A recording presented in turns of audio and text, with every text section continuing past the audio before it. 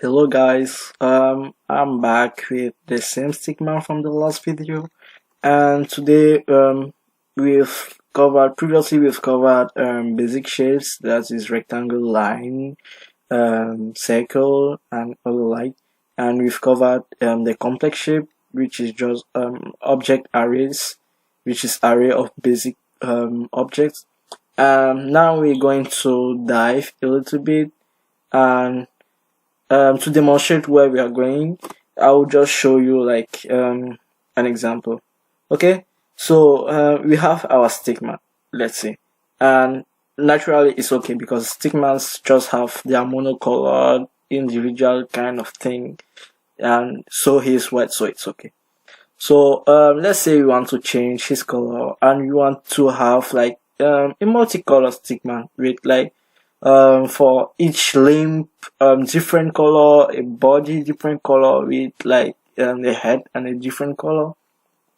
So to do that, what we can do is we can just color individual parts. Like we can color the head, we can color the body, we can color the two hands or the two arms, and we can cover the legs separately. But to do that, since we can color the parts individually, it will just have an effect and will change the overall like look of or the appearance of the stigma. So to do that, we are going to use the another hidden property of object shapes. I've not talked about it not to confuse you more, but today we're going to dive into it. And yeah, hidden property is colors. So we have two properties, we have colors and strokes. So let's dive into it. To do that, I am going to look at my tutorial and I'm going to colors. So colors, you can read this.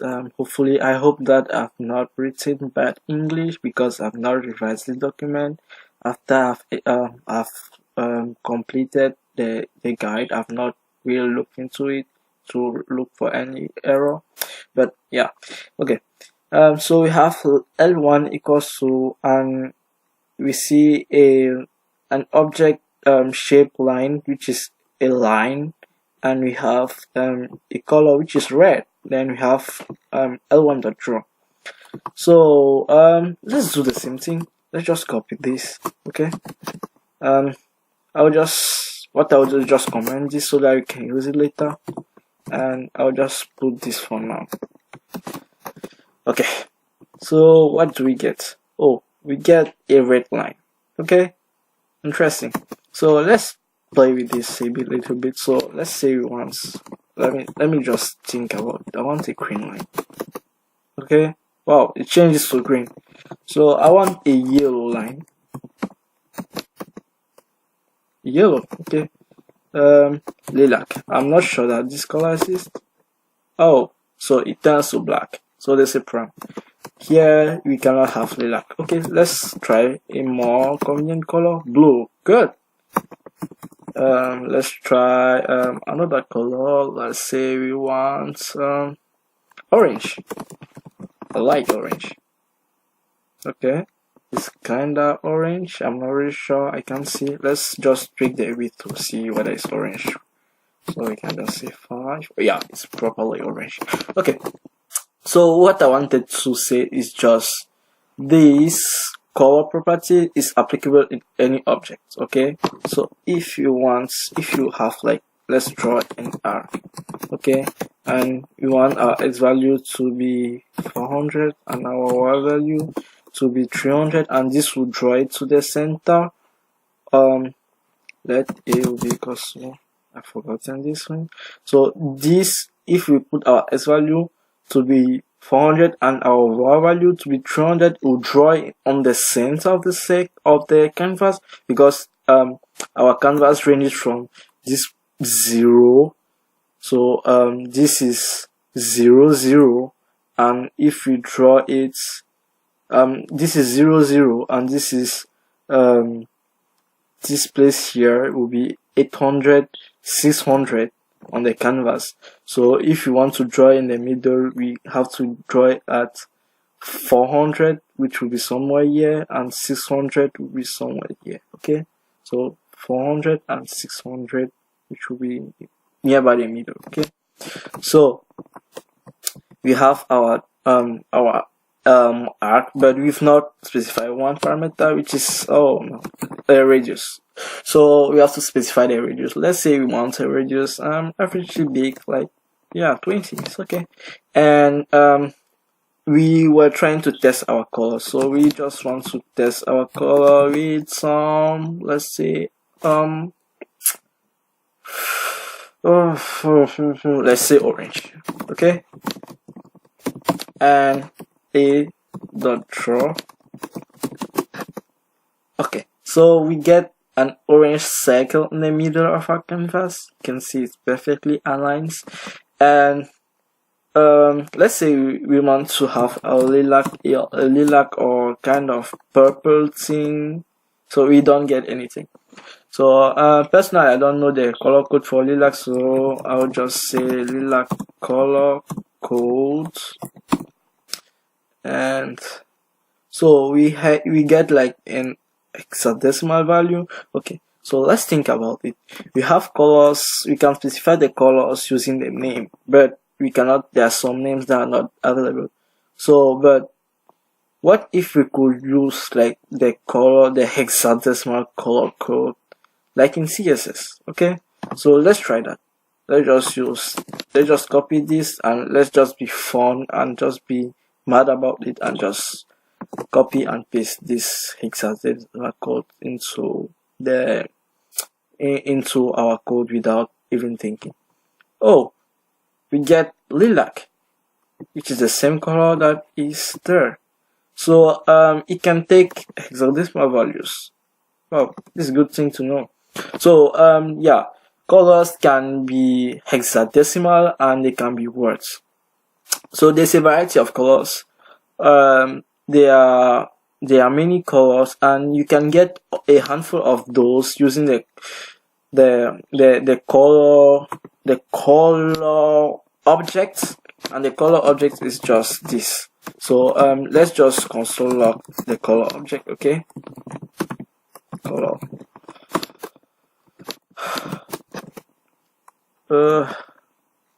colors, I'm sorry, it's colors object.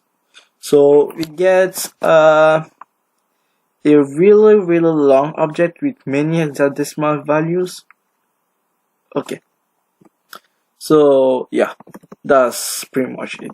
So we get a really long object with pretty much many hexadecimal values: brown, blue, violet, blue, black. Even though you can just write black, but what it means is just that if I wanted to write, let me see if I can see lilac here.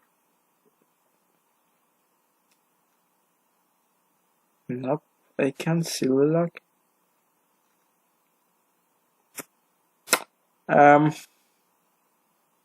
Okay, let's look at some value that looks like this lilac.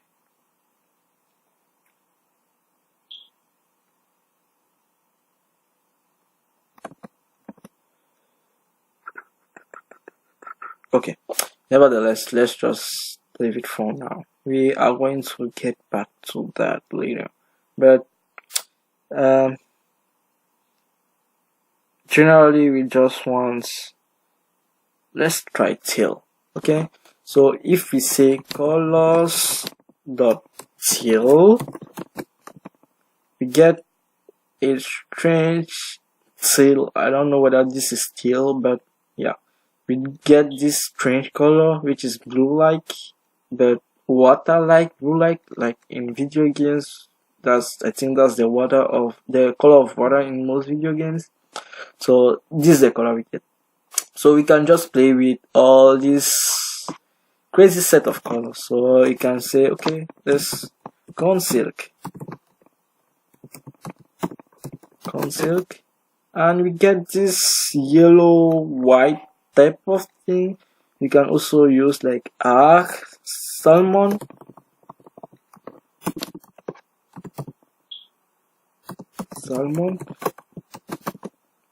okay, so we get also this white, or I don't know why.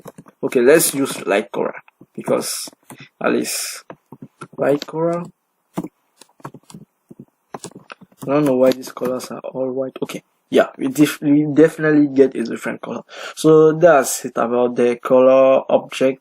So it's an object which you can use, it's a global variable just like pi that you can use to get different colors as you wish. So they are really complex colors, and hopefully you can just remember some of your favorite colors so that you can mix and switch and put them together whenever you need. So yeah, this is a good thing to have.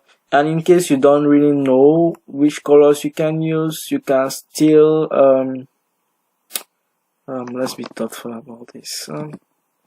So I want to okay, yeah, so there's a file colors.html which provides like all the colors and like what they look like on the library. So opening that, hopefully you will just find the color you want and just copy it. I want to use brown. Okay, so I just copy that and put inside my code, and we get a brown circle. I'm not really sure that that's brown, but yeah, you get the idea. Okay, so we have colors, and we also have another property which is stroke. Okay, so stroke is different from color. How is it different from color? Okay, you can have this and you can have stroke. So one thing to note is that stroke will be an object. So it's not just something like that. Will be an object and will contain also many other values. So our stroke object will contain a color. So you can specify the value of the color. So I'll just say red. I can just say okay, colors dot, because I really like that done. Yeah, and if I put that, what happens? So we have a color. You just have a color on the border. So it's just like a stroke, I can say. So it's just like a border on our circle, and it's just one line, and it's so thin because it's by default the value of the stroke or the width of the stroke will be 1. So if you want to tweak that, you can just say W and we say 3 if I'm not mistaken. No, I think okay, so we have to actually say width. Yeah, so when you're dealing with the stroke, remember the width, not be W, will be width actually. So width and 3, and that's it. So you can, okay, let's say we have this, but I don't want this. I want so that I can mix this and another color, like I can blend this one and I can also put one in the middle. So in the stroke, there's also one value you can change, this co-op, and co-op is like let me put the color and the stroke into cooperation, and if I set this to true, you see the both are actually colored. So you have the stroke and you have the inner side which was brown, even though I'm sure this is not brown, but yeah. So that's it about colors. So we can do really fun things with that, and I think in one of my examples in the documentation I really did that. So I will show you. Let me go back there. I'll copy this and I'll just okay. Oh no, I just want to copy because I don't need the canvas to the I already have created that. So let's see what it gives. Oh, a colored car. So Like in the previous example, we had just a car. This one around, we have a colored car. So they use, I mean, in this example, I use the crop function. I use the color and the stroke. I use width, and yeah, that's what I did. I created a car. Okay, so since in this example we are trying to integrate that into a stickman, so let's do that. Let's do it. Let's create a color stickman, even though I don't really think it's a good idea, but let's do that. Let's be crazy. Okay, so so for our color stickman, we don't need the head. We don't really need any stroke or something like that. So we just really need the color. So we just say colors dots. I'll just pick one random color from this sandy brown. Okay, so this look cool. It could be a face. So this is color.sandy brown, and we have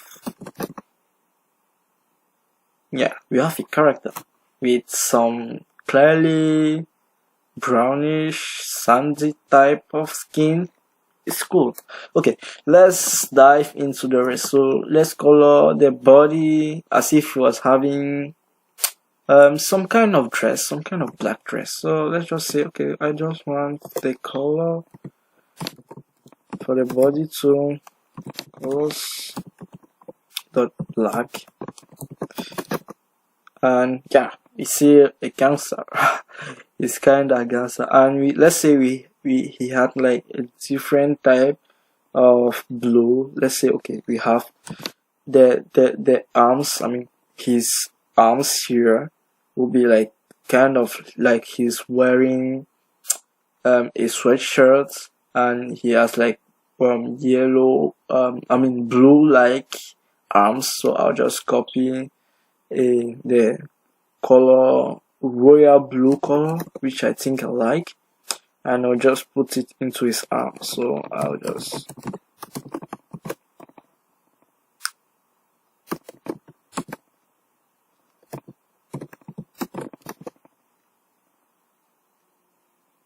oh, he really looks cool now.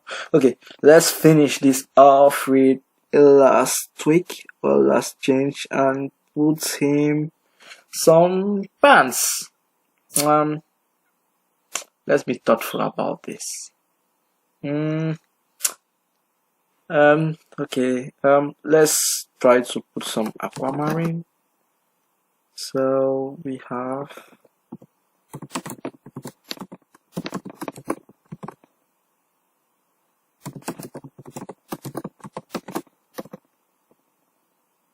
okay, it looks cool, but honestly I will never choose such a weird looking dress, but it looks cool. Okay, good. So now we've learned how to color things, hopefully, and how to use the stroke also. So I could just say, okay, I want some stroke somewhere. So I could just say I want to stroke also the head. So to do so, remember you have to say stroke, and we have in the stroke we have the color, and let's say I just want some, I don't even want any color, I can just say black. So to do that I can just say, I can either say write black like that, or I can just say colors.black. I could just leave it like that. We'll just shade it into black. The stroke will be black, and I'll just want the width to be 1. So I can just also leave that like that. So I want the color and the stroke to cooperate. So I want the co-op value to be true, because if we don't do that, we just get a circle with some border or some stroke and or some dark stroke, but we're not getting the color inside the sandy brown we chose. So we get this funny looking goofy character. Okay, so hopefully this is a good start. So what we've done so far is we've covered at least the basic parts of coloring. So up to you to check and think and look for other ideas and explore, imagine, create your own characters. You can even color the lollipop from the previous example I used. I told you to look for, so you can just randomly color it, and you could do really something interesting. So yeah, hopefully with your imagination you'll do really interesting stuff. Okay, so before we go, I just want to talk about these variables. So we are talking about global variables. So these are variables that are integrated inside the PxShader library. So we have the pi, which we talked about. Even though it's not 22 and 7, I didn't know at that time. I didn't know that pi is actually irrational. So I'm sorry for all maths solvers or people who love maths. I'm really sorry, but yeah, I will change that. Okay, so we have also E, which is Euler's number. We have the width. The width is the width of the canvas on which you're drawing, and the height. So let's do something with that information. We know that the width is the width of the canvas on which you draw, and okay, we drew the arc or the circle in the middle of the canvas. So what we can do is just, instead of saying okay, we want this at the point 400, we can just say okay, we want this at the point width divided by 2, and it gives the same thing. Why does it give it the same thing? So if you console.log our width in capital letter, please don't do that mistake. Width is in capital letter. As all other global variables, they are all in capital letters, so be careful when dealing with that. So we have width, and a console.log width and height. You will see I get 800 and 600. So width divided by 2 will be 400. So that's why we get the same character at the same location, because we are just replacing this with a substitute variable. So this comes on very handy if you want to draw like a thing in the center of the canvas. You can just say width divided by 2, height divided by 2. So our x coordinate will be width divided by 2, and we'll just draw it if we consider width divided by 2. So this is our width, and width divided by 2 will be here, and we also draw at height like here, okay, in terms of width divided by 2, and we also have height divided by 2. So our height divided by 2 will be all this area, and height will be all this area like that, and height divided by 2 will just be in the middle, because it goes from 0 to height, or 0 to the height of the canvas, and same thing for the width, it goes from 0 to the width of the canvas.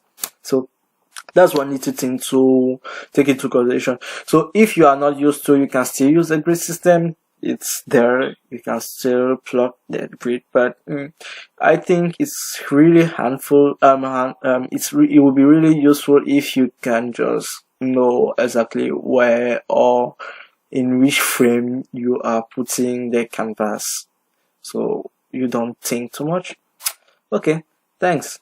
Okay, let's dig just into other values. So we have width, height, we have trans start, scale start, and these I will mainly use them when dealing with animations. We have row start, we have key p, which contains the value for the keyboard key being pressed. So if I say okay, I want to console.log key p, okay, so hopefully you'll get something. Check this. Oh no. Yeah, this will work really good in animation. I'm sorry, we cannot really use that right now. So we cannot just say key p, because we need like I'll explain it later, but generally we just need an animation loop so that it should detect like each time a key is pressed, it should detect and know what to do each time a key is pressed. So that's just it. Okay, so we also have functions. which I'm sure we'll deal with later. So we have the background function, and the background function sets the color of the canvas or drawing element. So you can just background and colors.create. Okay, so we can just say, okay, let me test this out. Background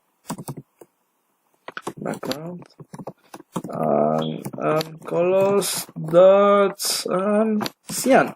I want something quite blue, like sky.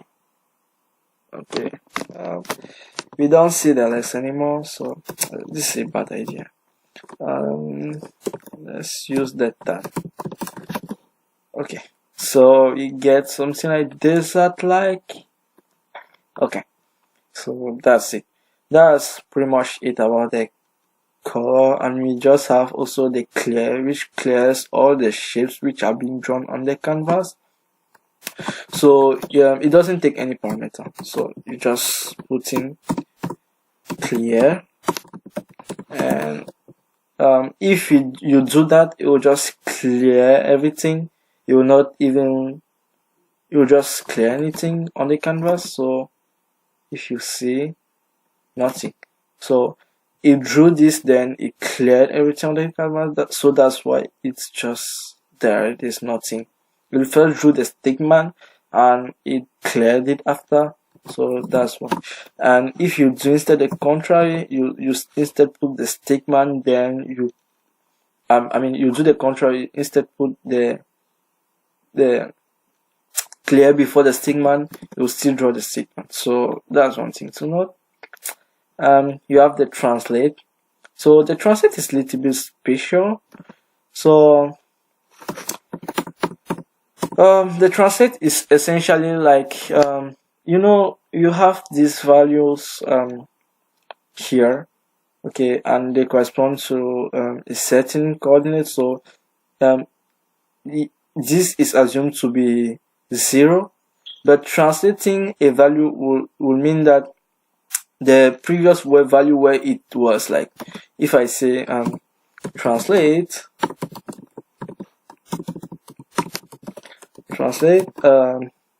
width divided by 2, height divided by 2, okay, this will mean that the width divided by 2 will become our 0 point, and our 0 point will be negative width divided by 2. So our axis, instead of like having 0 here, our 0 will now be here at the middle. Our 0 point will now be at the middle. And if we want to have here, we will just say, okay, we'll now be going inverse from we are at 0 here, and if we want to get here, we will be going in the inverse direction to the top. So we are going to say negative height divided by 2, and if we want to go here and we are here, we have to say negative feet divided by 2. So the old point 0, 0 will now correspond to this point here, will now correspond to negative feet divided by 2, negative height divided by 2. So doing that, if we save that, we'll offset our stickman, and you can see here. So that's one thing to know. So how can we arrange that? It's a really long process, so let's not dive into it. I'll explain this function later in later videos when we will be doing examples, hopefully. And we have another value. I'll just skip this I'll just skip all this rotate. I think I'll skip most of these things. You may want to look at them later, and they are not really difficult to understand. They're pretty handy when you know them. So I want to do a last one, and I will just set transparency. So transparency is taking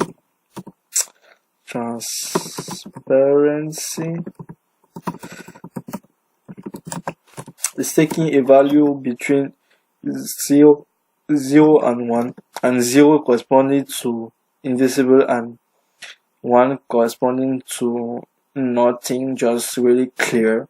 So let's say we want to like render one corresponds to fully opaque, not transparent, fully opaque. Let's say we want our segment to be a bit opaque, so we have like 0.3.